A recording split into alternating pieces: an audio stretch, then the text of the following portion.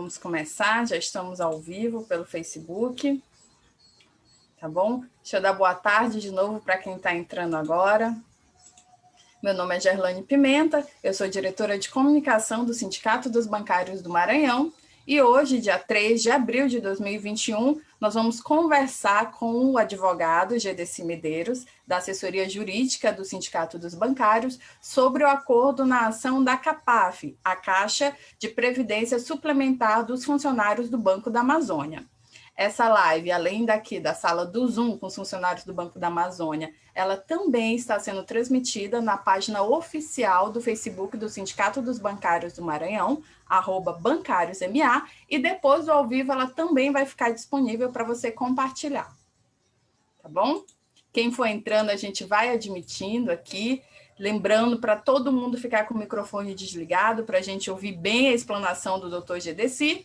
E também você pode enviar suas dúvidas, tanto no chat aqui do Zoom, quanto também na página do Facebook, tá bom? O que a gente não conseguir responder no ao vivo, a gente responde depois. Deixa o seu contato que a gente vai lá responder todas as dúvidas.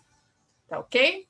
Então, sem demoras, eu vou passar aqui para o Dr. GDC, para a gente já começar a falar um pouco primeiro da ação, né?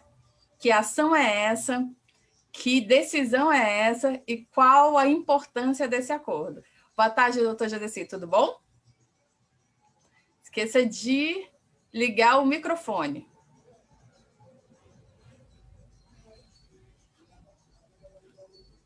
Ligou o microfone?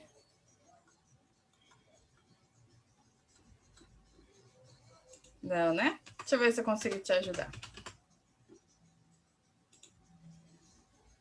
Conseguiu ligar o microfone agora? Isso. Boa tarde, Gerlane. Boa tarde a todos os participantes, a todos os ouvintes. É um prazer estar aqui hoje para falar sobre o acordo da CAPAF e espero contribuir prestando os esclarecimentos sobre todas as condições e efeitos desse acordo que está sendo proposto. Você já fez o primeiro passo aí, questionando sobre a ação, né? Que ação é essa que a gente está fazendo acordo? Então, eu vou começar por ela. Essa ação é uma ação coletiva que foi proposta pelo SEB Maranhão. Ela foi ajuizada lá atrás, lá no ano de 2001. Ou seja, a ação ela já tramita há 20 anos, né? E o que estava acontecendo naquela época com a CAPAF? Bem, a época do ajuizamento da ação, a CAPAF ela já vinha passando por gestões que acabaram por consumir completamente o patrimônio da CAPAF, né? E os planos de benefícios já apontavam para déficits, né? E, em razão disso, o intento do BASA naquele momento era liquidar mesmo a CAPAF, liquidar completamente a CAPAF. Ou seja, todos passariam a se submeter a um plano de liquidação que certamente iria comprometer os pagamentos dos benefícios, até porque não tinha patrimônio garantidor para isso. Então, a diretoria dos sindicatos bancários do Maranhão, junto com a sua assessoria jurídica, ajuizou essa ação coletiva, lá no ano de 2001. Em resumo, o fundamento dessa ação, ele residia no argumento de que a CAPAF ela foi instituída e criada pelo próprio BASA, né? Na verdade, era um plano de previdência fechado aos empregados do próprio BASA, né?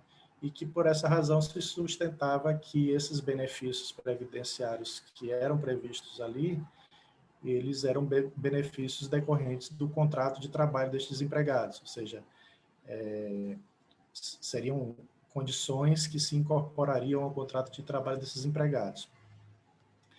Então, nessa linha de raciocínio, a ação foi proposta perante a Justiça do Trabalho, né, por tratar-se de benefício decorrente do contrato de trabalho, e o pedido que foi formulado foi no sentido de que o BASA, como instituidor da CAPAF, ele ficasse responsável responsabilizado por todo e qualquer déficit que a CAPAF apontasse, né? Quer seja déficit financeiro, quer seja déficit atorial. E essa ação, ela transcorreu em quase todas as instâncias da Justiça do Trabalho, sempre obtendo êxito em todas elas, né? No entanto, no ano de 2014, a União Federal, por meio da AGU, ajuizou uma ação rescisória para rediscutir essa questão, rediscutir esse processo.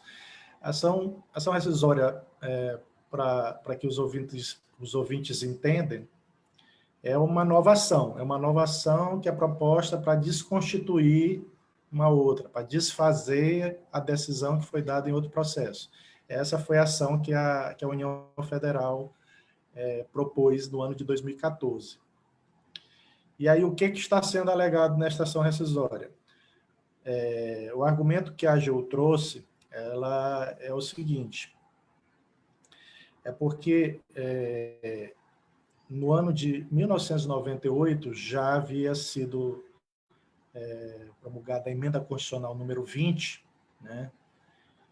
E ela e outros pronunciamentos do Supremo indicavam o seguinte, que essa relação previdenciária, na verdade, é uma relação distinta do contrato de trabalho, né? Relação previdenciária é uma coisa, relação empregatícia é outra coisa, né?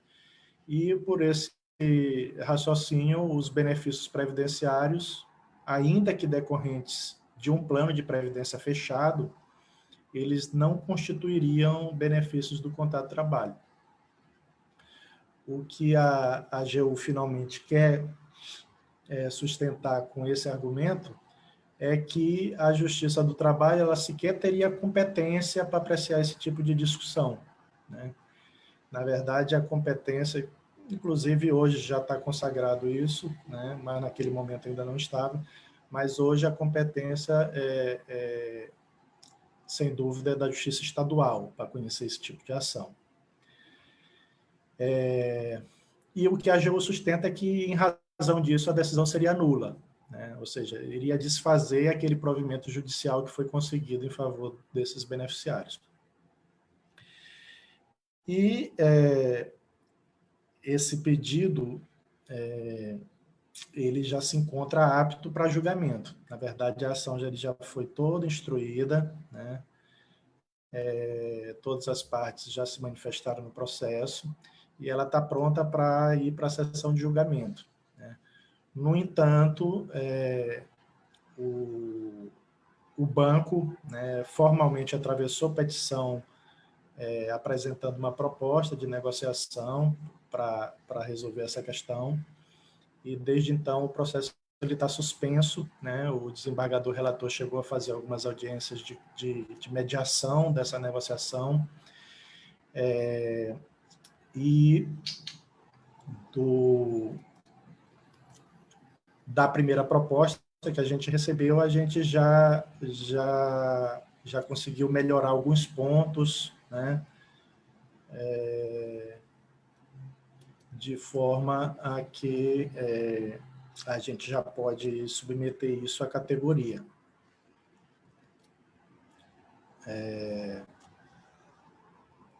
Então, assim, Gerlane, esse seria o resumo da ação, né? Eu acho que já estamos aptos para passar a discorrer sobre as condições do acordo. Se não tiver alguma coisa a colocar, eu dou uma pausa aqui para continuar. Senão eu posso já falando sobre as condições. Não, acho que é perfeito. Lembrando, gente, que quem tiver com dificuldade de nos ouvir, no canto inferior esquerdo da tela tem a opção de você habilitar o áudio, tá? No cantinho esquerdinho aqui embaixo tem uma opçãozinha, o microfone, que você habilita o áudio, tá bom? Não esqueça de deixar sua dúvida no chat ou nos comentários do Facebook, afinal da explanação nós vamos tirar todas as dúvidas, tá? O doutor Gedesi tem uns slides para passar, para tirar algumas dúvidas, é isso? Gerlane, deixa eu começar. Oi. Deixa eu fazer aqui uma pausa. Antes da Claro. gente mostrar os slides, eu queria falar um pouco por que é a União Federal que é a autora da ação, né? A gente Isso é inicialmente, importante. a gente tinha uma ação coletiva proposta pelo SEB Maranhão contra o BASA e contra a CAPAF, né? No entanto, a ação rescisória não foi proposta nem pelo BASA nem pela CAPAF, ela foi proposta pela AGU, né, em nome da União. Por que aconteceu isso? Na verdade, além da União ser acionista majoritária do banco, o que ocorreu é que chegou-se a um momento em que essa assunção do déficit da CAPAF pelo banco acabava por impactar o próprio balanço do banco, né? Inclusive por força de ressalvas feitas pelos auditores independentes do balanço do banco, né? Essa orientação de registro desse déficit era imperativa, né? Ou seja, por força dessas ressalvas, o banco estava fazendo a alocação desse passivo no balanço do banco. E isso estava acabando por impactar negativamente esse balanço, né? E a gente sabe que toda instituição financeira ela precisa de uma rigidez financeira, né? Então, esse comprometimento do balanço, ele poderia levar a uma liquidação forçada do BASA pelo Banco Central, né? Ou seja, não seria apenas a liquidação da CAPAF, seria a liquidação do próprio banco, né? E com isso, inúmeros programas de fomento social da União Federal seriam afetados. Então, é baseado nesse quadro todo que a União sustenta tem interesse jurídico, né, para resolver essa questão, né? Por isso que ela está figurando na ação rescisória como autora, né?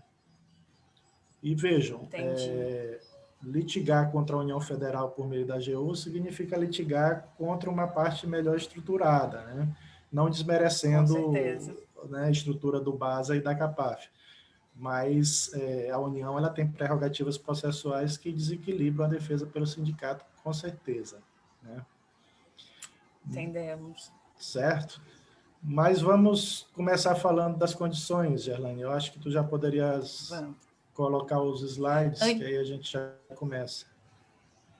Claro. Antes de compartilhar essa tela, eu queria só registrar a presença aqui, além dos funcionários do BASA, que são em peso aqui, também registrar a presença do nosso secretário-geral, de Elson Rodrigues, e também da nossa secretária de Saúde e Segurança do Trabalho, Regina Sanches. Sejam bem-vindos, colegas. Deixa eu dividir com vocês agora aqui essa tela.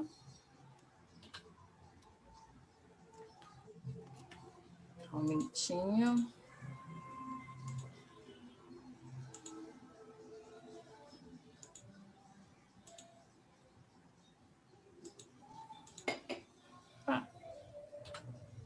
Todo mundo vendo direitinho?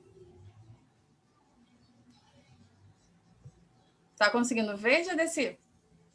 Tô sim. Tá perfeito aqui. Perfeito, perfeito. Então fique à vontade, conforme você for passando as telas, eu vou passando aqui para você. Tá ótimo. Então, gente...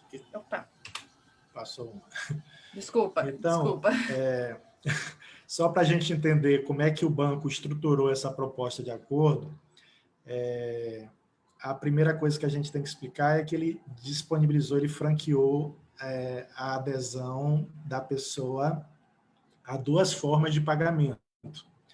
Uma seria o pagamento de indenização em parcela única e outra em parcelas mensais, né? O que mudou de lá para cá, né? É porque no início o banco disponibilizou só essas duas indenizações sem levar em conta que com o acordo a pessoa deixaria de receber uma prestação previdenciária para receber uma prestação de natureza indenizatória. Ou seja, ela deixaria de ser beneficiária da CAPAF. O vínculo, na verdade, com a CAPAF se extinguiria ali. Só que existe outros benefícios da CAPAF que não estavam contemplados na proposta inicial do banco. Um deles, o principal, na verdade, é o pecúlio. Diante dessa ausência, isso foi colocado pelo sindicato, e o banco, aos poucos, aceitou incrementar a proposta inicial. Então, além da indenização em parcela única ou em parcelas mensais, o empregado, o beneficiário que aderir, fará jus também a uma indenização adicional que seria substitutiva daquele pecúlio, né? O pecúlio é um benefício que os sucessores iriam receber. No entanto, com o acordo, esse pecúlio seria, essa indenização substitutiva do pecúlio seria paga em vida, né? Essa foi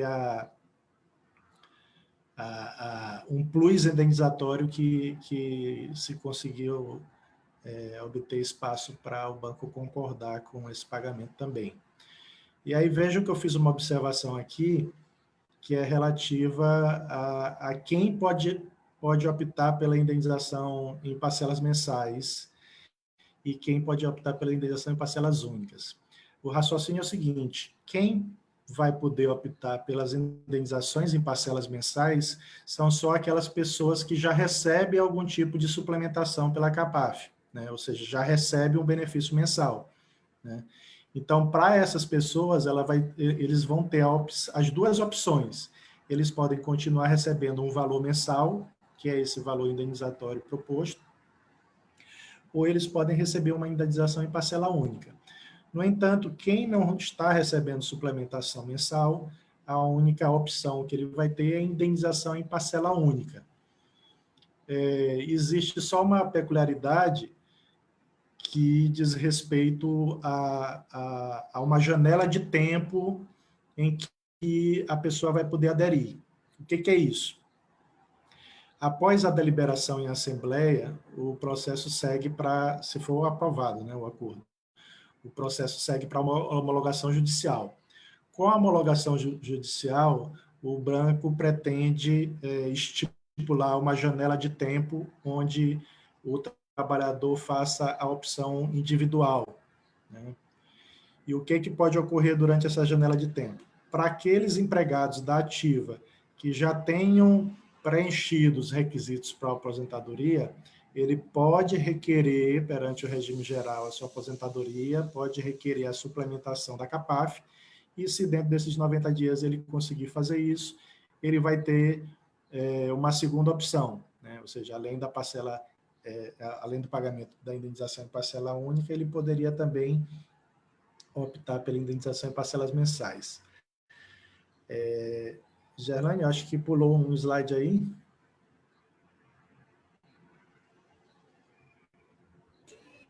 Deixa eu verificar aqui. Oi, tá me ouvindo? Estou ouvindo, acho que pulou Isso. Tá certo? Oh, desculpa. Esse primeiro slide já concluímos. É esse? Segundo, exato. Aqui no segundo, a gente vai entender como foi construída esse valor da indenização em parcela única.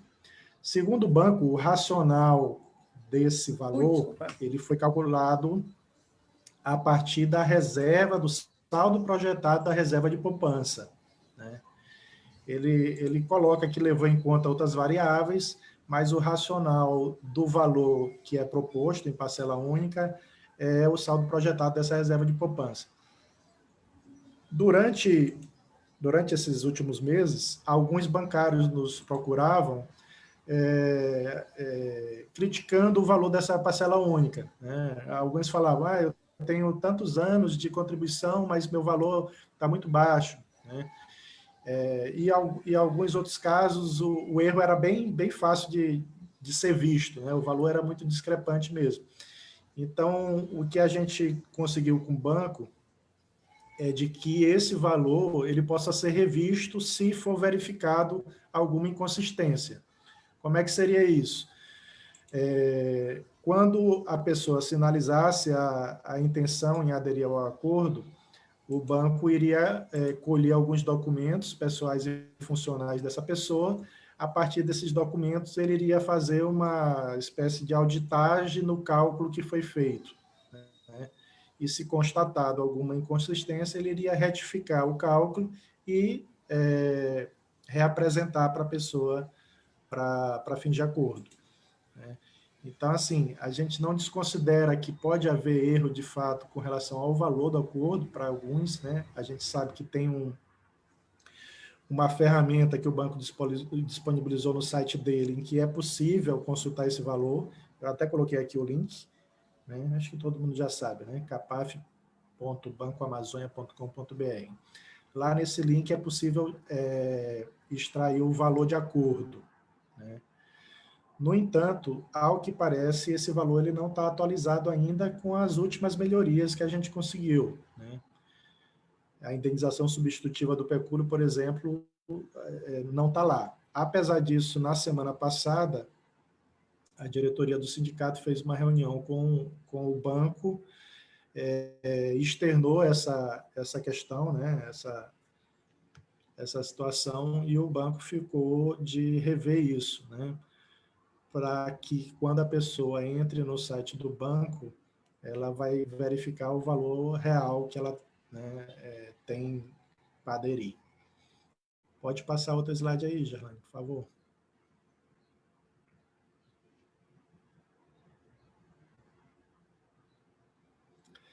Valor da indenização em parcelas mensais, né? A primeira proposta que foi apresentada pelo banco, ela colocava o valor das parcelas mensais equivalente a entre 94% e 95% do valor líquido atualmente recebido. Quando ela fala em valor líquido, é o valor da suplementação menos o valor da contribuição, né? É o valor que ela está recebendo mesmo.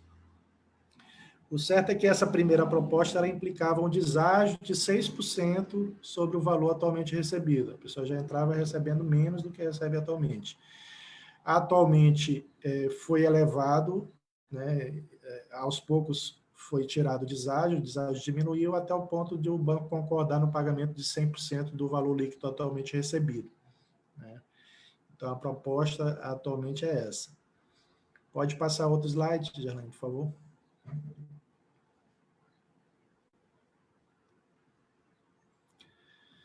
Limitação financeira. O que é isso? Na proposta que o banco passou, a primeira proposta, ela induzia a conclusão de que haveria uma limitação financeira no pagamento das parcelas mensais.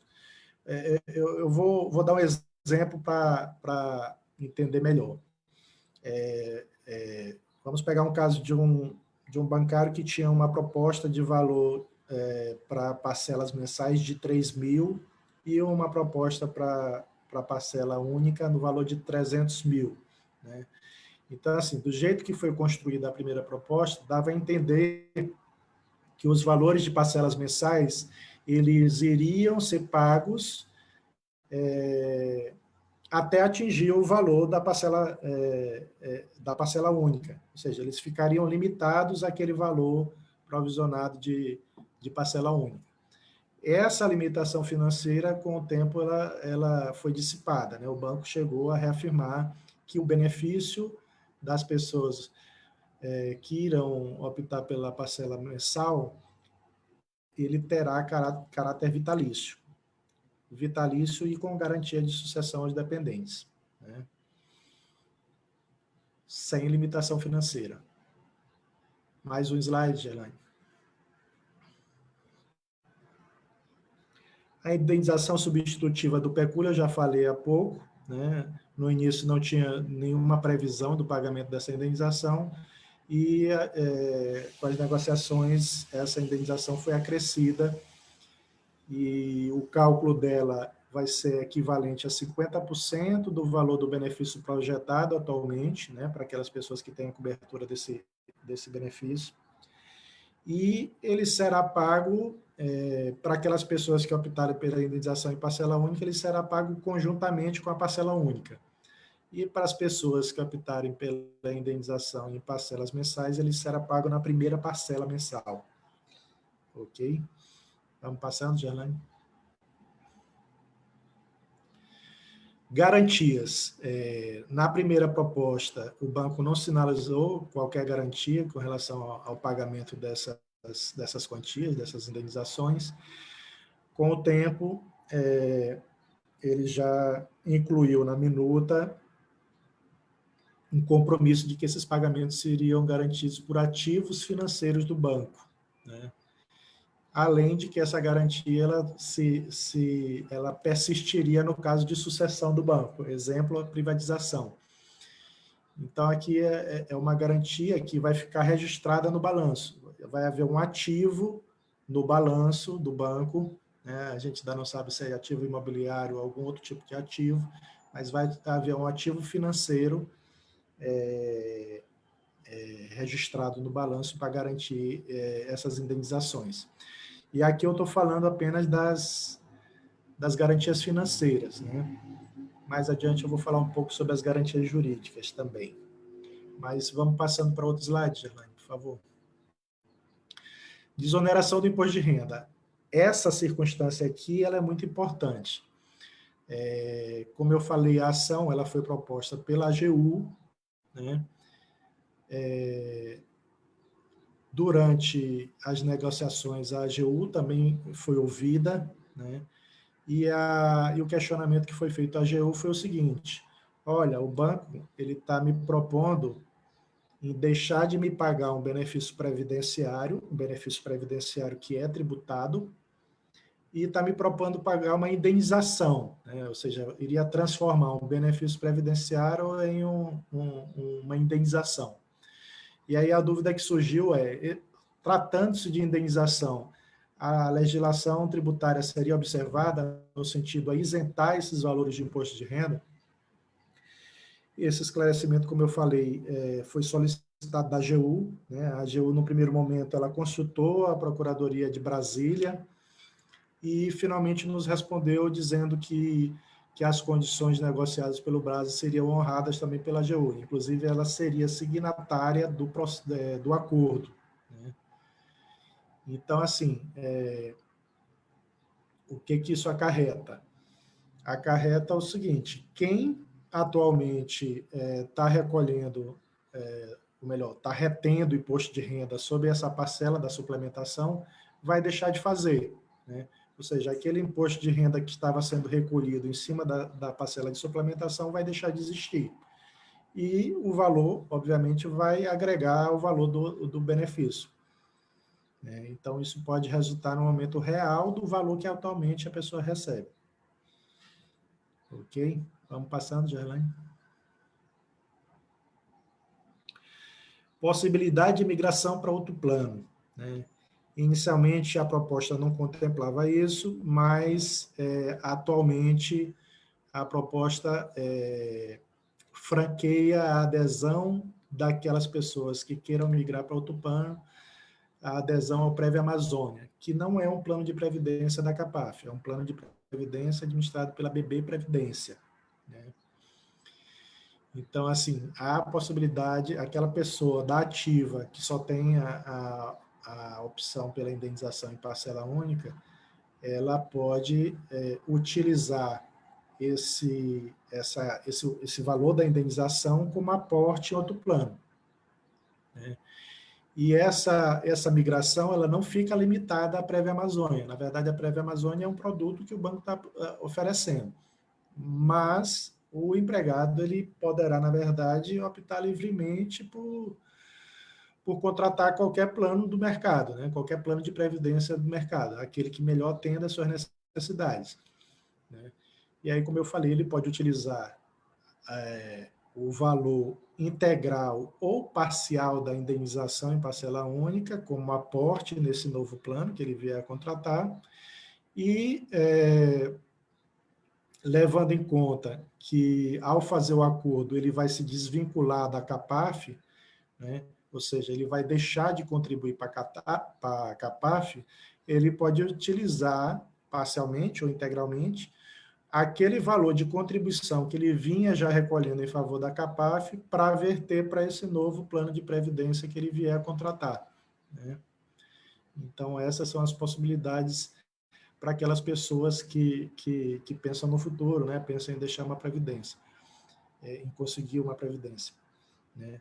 Mas, a rigor, ainda existe uma terceira opção, que é a opção do participante que fizer essa opção pela indenização em parcela única, aplicar esse dinheiro ou montar um negócio, né, rentabilizar de alguma forma esse montante, né?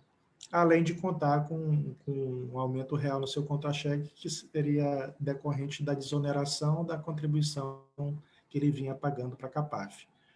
Ok? Vamos lá, Gerlane? Honorários advocatícios. Inicialmente, a proposta do banco ela não contemplava qualquer pagamento de honorários advocatícios por parte do banco. Ou seja, ela estava transferindo esse ônus integralmente para os participantes, né, para os próprios beneficiários da ação, que seria no percentual contratual de 10%. No entanto, com o desenrolar das negociações, a gente chegou a um ponto em que o banco concordou em pagar uma parte desses honorários, né? Na verdade, pela proposta atual do banco, ele arcaria com cerca de 2% desses honorários, né? Ou seja, pela proposta atual, os beneficiários arcariam com um percentual de 8% a título de honorários, né?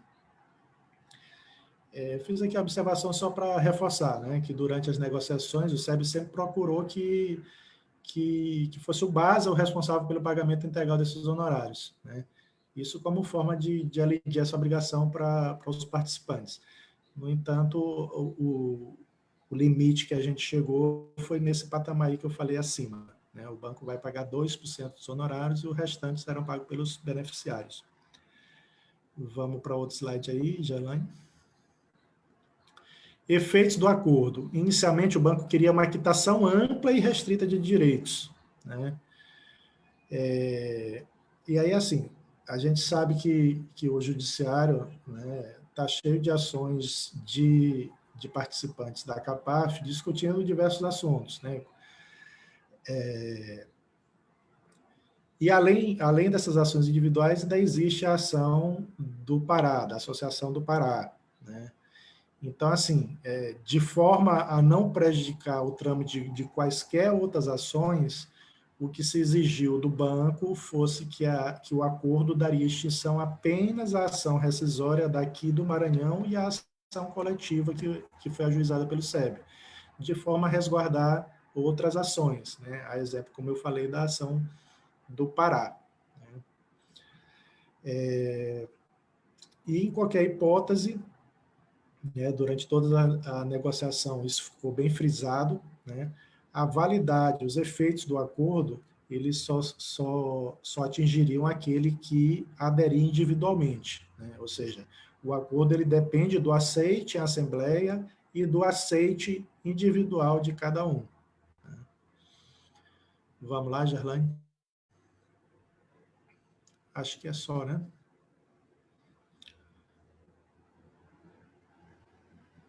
Sim, parece que é só. Lembrando, gente, que nós vamos tirar todas as dúvidas. Se você ficou com alguma dúvida, escreve aqui no chat ou nos comentários do Facebook, dependendo de onde você esteja assistindo, para a gente ir tirando. Doutor, eu estou vendo aqui que ainda ninguém fez nenhuma pergunta, né? Eu imagino que seja pela qualidade da explanação. Tem algumas pessoas ainda com dificuldade de áudio. Não esqueça que se você tiver pelo celular, você habilita o áudio no canto direito, inferior. Se você estiver assistindo pelo seu computador, você habilita o áudio no canto esquerdo, onde tem o microfoninho. De qualquer forma, se ainda assim você não conseguir, você pode acompanhar pelo Facebook, na página oficial do Sindicato dos Bancários, @bancariosma. E também depois, se você quiser dar mais uma olhada, se você acha que perdeu alguma coisa, vai ficar gravado lá, você pode compartilhar, você pode ver no seu ritmo. E além do mais, eu imagino, isso eu vou fazer um pedido agora para o Dr. Gedesi, que esses slides, essa apresentação pode ficar disponível no nosso site. O que você acha, doutor? Tranquilo, ótimo. Seria interessante, né? Uhum. Olha só, a Neseudes está perguntando aqui, doutor, o valor da indenização em parcela única tem incidência de imposto de renda? Não. Todos os pagamentos indenizatórios feitos em decorrência do acordo, eles não sofrerão desconto de imposto de renda. quer seja daquela pessoa que faça a opção pela indenização em parcela única, quer seja daqueles que façam a opção pelas parcelas mensais. Idêntica consequência com relação ao recebimento da indenização substitutiva do pecúlio. Também não sofrerá desconto de imposto de renda. Perfeito. Uma outra pergunta que eu queria fazer, que ninguém fez, mas é uma curiosidade minha. O senhor conseguiria falar para a gente quais são os efeitos e as perspectivas dessa ação, tanto no Tribunal Regional do Trabalho, da 16ª Região aqui, quanto no Tribunal Superior do Trabalho, no TST? Nosso escritório, obviamente, ele confia na defesa que está realizando no processo, na peça de contestação que foi apresentada. No entanto, esse julgamento, ele certamente ele vai ser submetido às instâncias superiores, né? TST e STF, possivelmente, né? Se chegar lá. O que eu quero dizer com isso é que a análise por essas instâncias superiores, elas levam em conta outros fatores, não apenas processuais, vamos dizer assim, mas, sobretudo, econômicos, né? A repercussão social que isso pode acontecer, né? E, dentro dessa lógica, pesa muito o argumento da AGU de que, se a ação rescisória não for procedente, isso pode ocasionar a liquidação do próprio banco, né? Pode ocasionar o comprometimento de programas sociais, né? Pode ocasionar os cargos, né? Ou seja, é uma circunstância que extravasa a análise apenas jurídica, mas que tem uma importância para o ministro que for apreciar, né? Então, a gente não desconsidera esses riscos também. Não pode desconsiderar esses riscos também. Entendi. Eu tenho uma pergunta aqui da nossa secretária de Saúde e Segurança do Trabalho, que é advogada, foi na última gestão secretária do Jurídico e acompanhou essa ação, Regina Sanches. Ela pergunta o seguinte, doutor: considerando os objetos das duas ações, petradas pelo Pará e pelo Maranhão, quais as vantagens e desvantagens da adesão individual, considerando que a primeira já teve julgamento favorável aos bancários?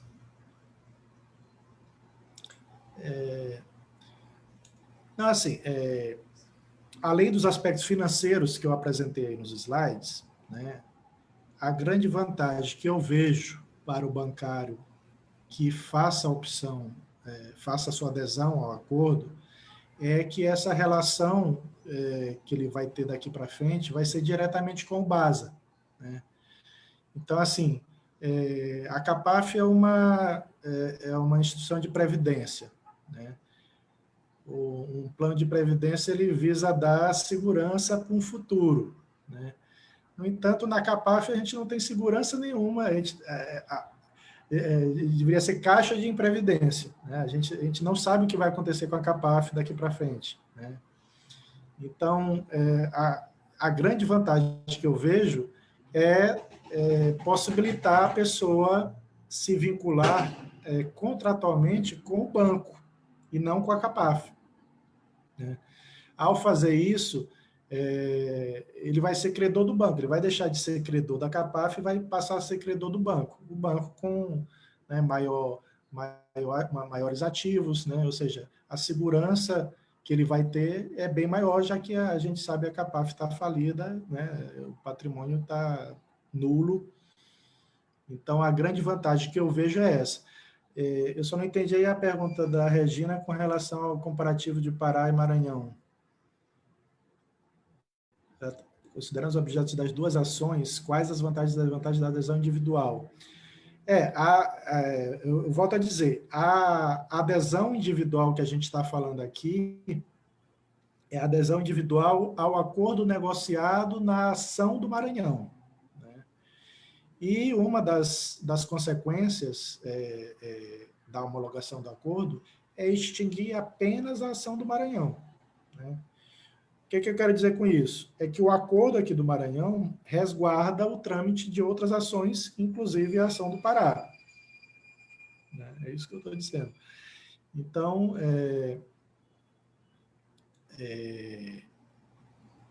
com relação ao Pará, a pessoa que é beneficiária daquela ação continua sendo beneficiária daquela ação, salvo outra solução lá no processo deles, né?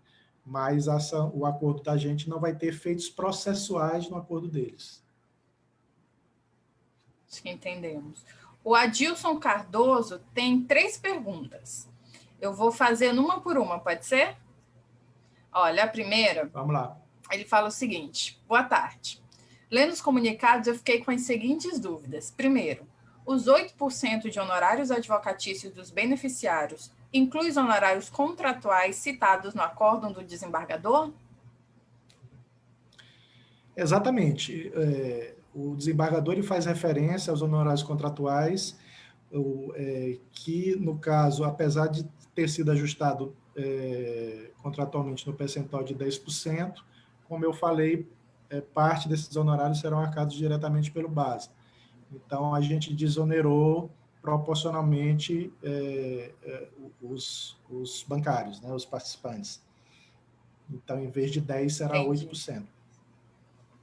Entendi. A segunda dúvida do Adilson é quantas custas judiciais? Quem paga e quanto? As custas judiciais é equivalente a 2% do valor da ação. No entanto, quem é o autor do processo é a União Federal, né? Então, não faz sentido a União Federal pagar para si mesma. Então, possivelmente, o que vai ocorrer é a dispensa do pagamento das custas processuais por parte do desembargador relator que for homologar o acordo. Ou seja, não serão os participantes. Então, eu acho que era o principal que ele queria saber, né? Do seu Adilson. A terceira e última dúvida do seu Adilson Cardoso é sobre a proposta já recebida. Este valor é o valor líquido que será recebido, já descontado o honorário advocatício? Como eu falei, o banco tem disponível esse link lá no site deles para consulta do valor da proposta. Esse valor que está sendo divulgado lá não está com o desconto dos honorários, né? Ele vai ser destacado por força da decisão do desembargador, né? Lembrando que esse valor que está sendo disponibilizado lá também pode estar desatualizado e sem a inclusão do valor da indenização substitutiva do pecúlio, né? Mas há um compromisso do banco atualizar isso.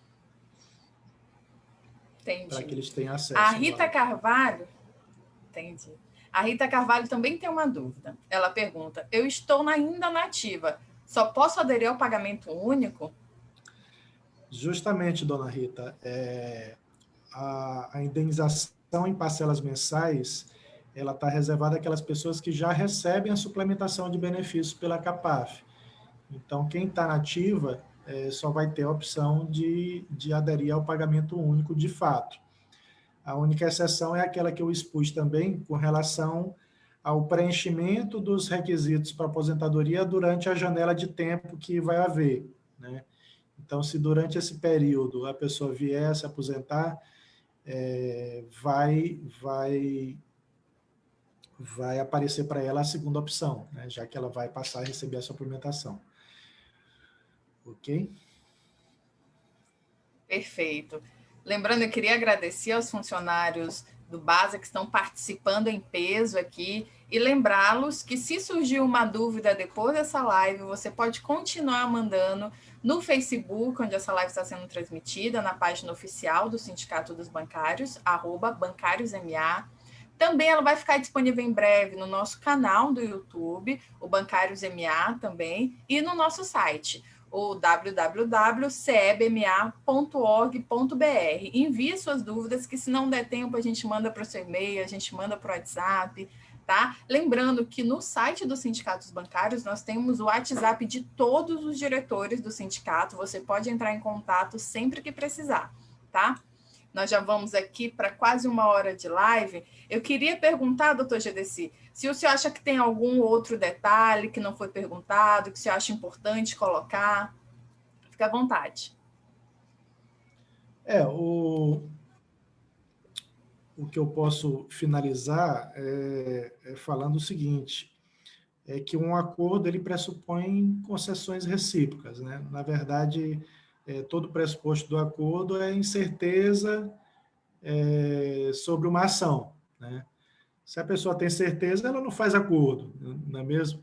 Então, o acordo ele se deve a uma situação de risco, né, de não ter a garantia futura do benefício que se recebe atualmente, né? É certo que a gente pode apostar de que a ação rescisória vai ser julgada improcedente, né? E aí manteria o status atual. No entanto, é uma imprevidência. A gente não sabe como é que o TRT vai julgar, a gente não sabe como o TST vai julgar, né? E, analisando a proposta, né, para a grande maioria das pessoas, ela ou mantém, né, o valor atual que ela vem recebendo, ou significa um aumento real para aquelas pessoas que têm retenção de imposto de renda, né? Então, assim, para essas pessoas, sobretudo, quem optar, ela vai ter um aumento real do que ela está recebendo atualmente, né? O último esclarecimento que eu faço é que o acordo ele vai ser submetido à decisão individual de cada um. Ou seja, ele só tem efeito se cada um aderir individualmente, né? Ou seja, a deliberação coletiva não vai afastar esse direito de oposição da pessoa. Quem se sentir que não tem vantagem no acordo poderá escolher e não aderir. Ok? Teve mais algumas perguntas aí, né? A Rita Carvalho, ela faz uma complementação à dúvida dela. Ela fala o seguinte... só um minutinho, Rita, deixa eu voltar aqui. Ela fala, olha, eu já estou aposentada pelo INSS e já tenho tempo de aposentadoria. Mesmo assim, só posso aderir ao pagamento único? Existe ex-participantes, né, que já estão aposentados, mas eles não recebem a suplementação, né? Então, se não recebe a suplementação, não vai ter parcela mensal, que a parcela mensal ela é calculada a partir da suplementação, né? Então, o X da questão aí, para saber se tem ou não direito à parcela mensal, é se a pessoa já vier recebendo a suplementação. Entendi. O Zequinha faz uma pergunta sobre a Assembleia, sobre a decisão. Zequinha, eu vou deixar a tua pergunta para o nosso presidente responder. Antes, eu vou fazer a do Benedito Aragão. Ele fala o seguinte, eu acho que tu até já respondeste, mas vamos só dar uma passada de novo. Ele fala o seguinte, sou aposentado pelo INSS há 10 anos. Estou na ativa e não pretendo me aposentar do banco nos próximos anos. Como ficaria a minha situação? Para o seu Benedito, existe 3 opções, né? Na verdade 4, que é recusar o acordo. Mas ele aceitando o acordo, ele pode fazer 3 coisas. Ele pode migrar para o Preve Amazônia. Segundo, ele pode migrar para qualquer plano de previdência que ele ache, né, vantagem contratualmente. Terceiro, ele pode utilizar a indenização da parcela única para, de alguma forma, rentabilizar esse dinheiro e conseguir uma renda em cima disso. Então, um negócio, enfim. Então, para os bancários da ativa, existem essas 3 possibilidades. Entendi. E para finalizar, o Bartolomeu pergunta o seguinte, com relação a esse lapso de tempo para se aposentar pelos termos atualmente existentes, qual é esse tempo? Na minuta que foi encaminhada para a gente, o banco sinalizou que essa janela de tempo seria de 90 dias, né? Eu acredito que esse é o período de tempo que vai ser homologado. Entendi. Então, eu vou passar agora para o nosso convidado, agora do finalzinho, o atual presidente do Sindicato dos Bancários, Eloy Natan, e vou aproveitar para pedir para ele responder a pergunta do seu Zequinha Raposo, que pergunta o seguinte, essa proposta vai ser decidida em assembleia pelos participantes do Sindicato do Maranhão ou por todos os participantes da CAPAF? Qual é a previsão de assembleia? Boa tarde, Eloy, tudo bom? Boa tarde a todas, boa tarde a todos. Então, importantíssima essa live. Com certeza, quem não assistiu pode assistir depois, ou até mesmo quem assistiu, é importante assistir de novo. É uma decisão realmente muito importante na vida das pessoas. As pessoas contribuíram anos e anos para a CAPAF, e agora é uma decisão importante que a gente vê que a gente é uma decisão pessoal, né? Porque nós temos várias situações, né? Nós temos companheiros que já estão aposentados, recebem a suplementação. Nós temos companheiros também que permanecem na ativa, né? Uns já saíram da CAPAF, outros permanecem na ativa. Então, por isso que a importância de assistir essa live, porque nós queremos apresentar todas as informações necessárias para que você tome a melhor decisão, se é de aceitar ou não o acordo. E essa decisão ela vai ser tomada numa assembleia. A Justiça determinou um prazo, né, para que o sindicato realize essa assembleia. Esse prazo é de 30 dias e vai até o dia 22 de abril. Antes disso, nós vamos fazer essa assembleia, que vai ser definida, acredito, na próxima semana nós vamos ter a data já da assembleia, o formato de inscrição na assembleia. Como foi perguntado, essa assembleia vai ser para todos os bancários beneficiários desta ação, então não inclui somente o Maranhão, mas todos os beneficiários que são desta ação, né? Então vamos para todo o país, são cerca de 1.200 beneficiários. Então até o dia 22, a gente deve realizar a assembleia, vai para todos os associados, né, da CAPAF, cerca de 1.200 em todo o país, e a gente vai, antes, além dessa live, é só o primeiro ponto, né, de discussão e de apresentação de informações. Nós pretendemos também fazer visitas aos locais de trabalho com materiais impressos, né, para conversar com os bancários. Vamos também ter no nosso site um link especial com perguntas e respostas que serão apresentadas. E assim, os canais de comunicação do sindicato vão continuar abertos para tirar as dúvidas de todos e, ao final, a gente tomar a decisão mais correta. O sindicato fez essa live, vai se reunir ainda também para ter a sua posição oficial em relação ao acordo, e aí essa posição oficial vai ser divulgada para todos os associados, todos os interessados. Perfeito, obrigada, Eloy. Gedeci, nós temos uma última perguntinha aqui da Rita Carvalho, ela pergunta o seguinte: caso eu aceite a proposta, posso continuar no banco ou tenho que me desligar no prazo de 90 dias? No caso, se a dona Rita optar pela parcela única, ela pode continuar no banco, né? Se ela optar pela parcela mensal, é porque ela já pediu a suplementação dela. Então, ela vai se desligar do banco. O raciocínio é esse. Entendi. Se ela fizer a opção pela parcela única, ela mantém um vínculo. Mantém um vínculo com o banco, pode desculpa, também, só para esclarecer. Não, imagina, continua. Ela fazendo a opção pela parcela única, ela mantém um vínculo com o banco e pode manter um vínculo com um outro plano de previdência também. Claro. O Eloy está me lembrando aqui que o plantão jurídico do Sindicato dos Bancários ele está funcionando. Por conta da pandemia, por uma questão de segurança sanitária, os advogados não estão atendendo presencialmente, mas a gente está disponível para atender virtualmente, pelo Zoom, pelo telefone, por e-mail, do jeito que você achar mais conveniente. Você pode entrar em contato e agendar o seu atendimento online com a assessoria jurídica do Sindicato dos Bancários do Maranhão, pelo número 98-3311-3516. Eu vou colocar aqui no chat.